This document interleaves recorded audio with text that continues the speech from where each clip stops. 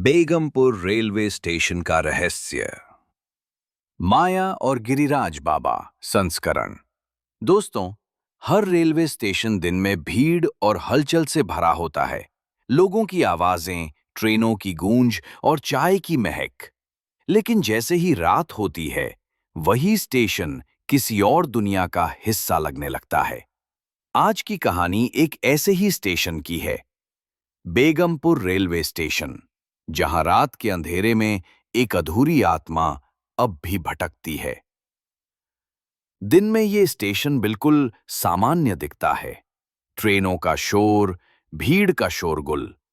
पर जैसे ही घड़ी 12 बजाती है, ये जगह अजीब सी खामोशी में डूब जाती है। लोग कहते हैं, रात में कोई ट्रेन प्लेटफॉर्म नंबर 3 पर नहीं रुकती। हर ट्रेन यहां से गुजर तो जाती है, लेकिन कोई भी रुकने की हिम्मत नहीं करता। कहा जाता है, वहां कोई और मौजूद है, कोई जो अब भी अपनी आखिरी ट्रेन पकड़ने की कोशिश कर रही है। करीब 5 साल पहले इसी प्लेटफॉर्म नंबर 3 पर एक हादसा हुआ था। एक 25 साल की लड़की माया, जो रोज रात 8:30 की ट्रेन से घर जाती थी, उस रात वो ऑफिस में देर तक रुक गई थी। घर फोन किया, मां इंतजार कर रही थीं। वो बोली, बस 5 मिनट में स्टेशन पहुंच रही हूं। वो दौड़ती हुई पहुंची, लेकिन तब तक ट्रेन चल चुकी थी। माया ने भागकर ट्रेन पकड़ने की कोशिश की, लेकिन प्लेटफॉर्म गीला था। उसका पैर फिसला और वो पटरी पर गिर गई। उसके बाद से कहा जाता है, माया की आत्मा आज भी उसी प्लेटफॉर्म पर भटकती है। कई लोगों ने रात में उसे देखा है, सफेद सलवार कमीज में, बाल हवा में लहराते हुए, ट्रेन के गुजर जाने के बाद पटरी के पास खड़ी हुई, जैसे किसी ट्रेन का इंतजार कर रही हो।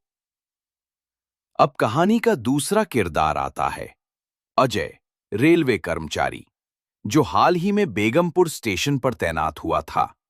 उसकी ड्यूटी थी रात की आखिरी ट्रेन के बाद स्टेशन बंद करना। अजय व्यवहारिक इंसान था। भूत प्रेत जैसी बातों पर उसे यकीन नहीं था। लेकिन एक रात ऐसा कुछ हुआ जिसने उसकी सोच बदल दी। रात के 12:45 पर आखिरी ट्रेन गुजर चुकी थी। अजय रजिस्टर में रिपोर्ट भर रहा था कि तभी प्लेटफॉर्म नंबर 3 की दिशा से किसी लड़की की धीमी आवाज सुनाई दी। पहले उसने सोचा शायद हवा होगी, पर आवाज साफ थी। उसने सीसीटीवी देखा, कुछ नहीं था।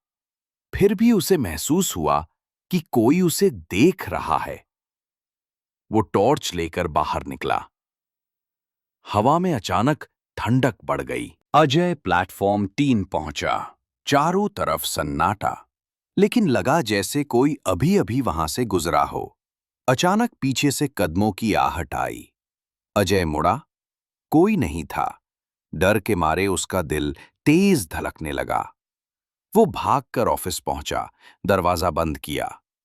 रात के 1 बज चुके थे। अब उसे यकीन था, कुछ तो है यहां। अजय ने अपने साथी रमेश को सब बताया। रमेश ने पहले हंसकर टाल दिया, लेकिन कुछ रातों बाद जब वो अकेला था, उसे भी वही सब महसूस हुआ। रात के 1 बजे प्लेटफॉर्म 3 से किसी लड़की की सिसकियों की आवाज आई। रमेश ने टॉर्च से देखा, सफेद कपड़ों में एक लड़की बेंच पर बैठी थी। उसने पुकारा, कौन है वहां? पर वो लड़की नहीं हिली।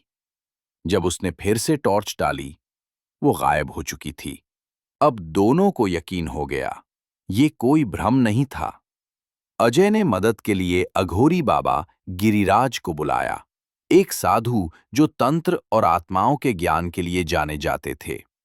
ये आत्मा अधूरी है बेटा। इसे अब तक ये एहसास नहीं हुआ कि इसकी यात्रा पूरी हो चुकी है। माया अब भी अपनी ट्रेन पकड़ने की कोशिश कर रही है।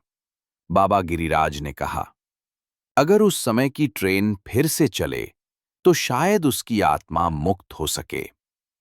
अजय, रमेश और बाबा गिरिराज ने रात 10:30 ठीक उसी वक्त एक इंजन बुलाया। बाबा ने धूप जलाकर मंत्र पढ़ना शुरू किया। रमेश ने पुकारा, माया, तुम्हारी ट्रेन आ गई है, अब तुम जा सकती हो। उन्होंने देखा, सफेद कपड़ों में एक परछाई सीढ़ियों से उतर रही है, धीरे धीरे ट्रेन की तरफ बढ़ती हुई। फिर वो रुकी, पीछे मुड़ी, जैसे किसी को धन्यवाद कह रही हो, और फिर इंजन की रोशनी में समा गई। उस रात के बाद प्लेटफॉर्म नंबर 3 पर कभी कोई आवाज नहीं आई। अब बेगमपुर स्टेशन पर शांति है, कोई परछाई नहीं, कोई सिसकी नहीं, बस एक सुकून, जैसे कोई आत्मा आखिरकार चैन पा चुकी हो। अजय और रमेश जानते थे, माया अब अपनी मंजिल तक पहुंच चुकी है। दोस्तों, हर जगह की अपनी एक कहानी होती है। कुछ खत्म हो जाती हैं, पर कुछ, जैसे बेगमपुर की, हमेशा हवा में गूंजती रहती हैं।